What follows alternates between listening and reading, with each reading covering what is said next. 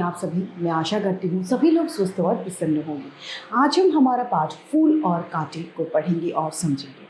इस पाठ को हम सभी एक कविता के माध्यम से पढ़ेंगे। तो आइए शुरू करते हैं इस पाठ को। ये है पाठ 15 फूल और कांटा। फूल वो है जो हम सबको खुशी प्रदान करता है और कांटा वो है जिससे हम सबको दुख होता है, यानी जिसके टच मात्र से, जिसके छूने मात्र से हमें परेशानी होती है।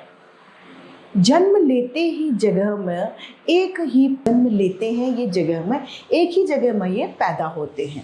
एक ही पौधा इन्हें है पालता। पौधा भी एक ही है जो उन्हें पालता है। जिस प्रकार से गुलाब का पौधा आप देखें, गुलाब के पौधे पे कांटे भी होते हैं और फूल भी होते हैं, यानी दोनों चीज़ें उसमें मौजूद होती हैं। रात में उन पर चमकता चांद भी एक ही सी चांदनी है डालता, यानी सब कुछ समानता है। उसके को पालने वाला भी एक समान है। जिस सूरज से वो प्रकाश ले रहा है वो सूरज समान है। जिस चांद से वो चांदनी ले रहा है वो चांद भी एक समान है। मेह उन पर है बरसाता एक सा।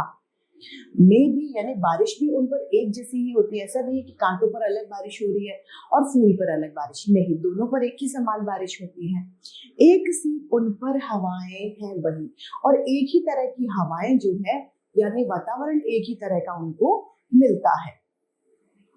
पर सदा ही यह दिखता है समय, ढंग उनके एक से होते नहीं।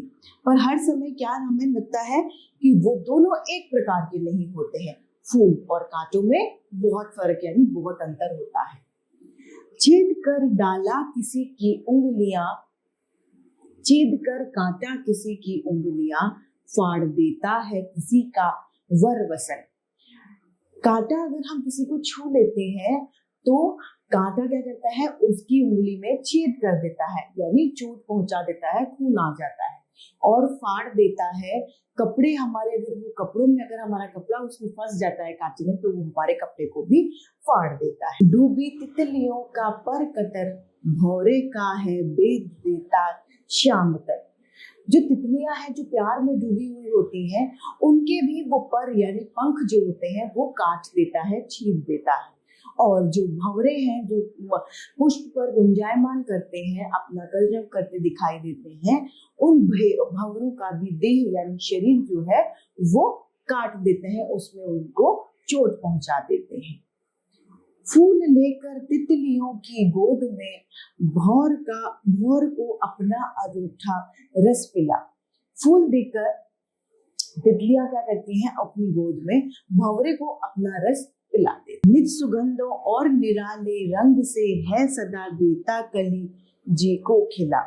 और इन फूल और भंवरों के बाद में जो कली है वो अपनी सुगंध यानी अपनी अच्छी खुशबू और निराले यानी अनोखे रंग से सभी लोगों को हर्षा देता है। अपने मन को वो, हमारे मन को वो खुश कर देता है खटकता एक सब की आंख में दूसरा है सुरता सुरशीर पर। यानी फूल और कांटे में देखिए दोनों में कितना अंतर है। एक कांटा जो है वो सबको खटकता है, यानी सबकी आंखों में अखरता है कि ये कांटा कहाँ से आ गया। लेकिन फूल जो है वो सबको पसंद आता है। वो सब लोग अपने आप पे सजाने के लिए अच्छे अच्छे कार्यों में फूलों का प्रयोग करते हैं। किस तरह कुल की बड़ाई काम दे जो किसी से हो बड़प्पन। इस बात की रचयिता हैं श्री अयोध्या सिंह हरिबोल। आइए इस कविता को फिर से एक साथ दोहरा लें। जन्म लेते हैं जगह में एक ही पौधा उन्हें है पालता। रात में उन पर चमकता चांद भी एक ही सी चांदनी है डालता। मेह उन पर है बरसता एक सी ही उन पर हवाएं हैं वही। पर सदा ही यह दिखता है समय, ढंग उनके एक से होते नहीं। छीन कर देता है किसी की उंगलियां, फाड़ देता है किसी का वर वसन। प्यार डूबी तितलियों का पर कतर, भौरों का है बेद देता शाम तक। फूल लेकर तितलियों की गोद में भौर को अपना अनूठा रस पिला। निज सुगंधों और निराले रंग से है सदा देता कली जी को खिला। है खटकता एक सबकी आंख में, दूसरा है सुनता सुरशीर पर। किस तरह कुल की बढ़ाई काम दे, जो किसी से हो बड़प्पन की कसर। इस कविता से हमें शिक्षा मिलती है कि हमें फूल की तरह कोमल और नाजुक बनना चाहिए, जो सभी को पसंद आए और ऐसा व्यवहार करे जिससे सभी का मन हम मोह ले। तो इसी के साथ ये सुंदर सी कविता समाप्त होती है और मैं उम्मीद करती हूँ सभी को ये समझ में आई होगी। आज की इतना ही, फिर मिलते हैं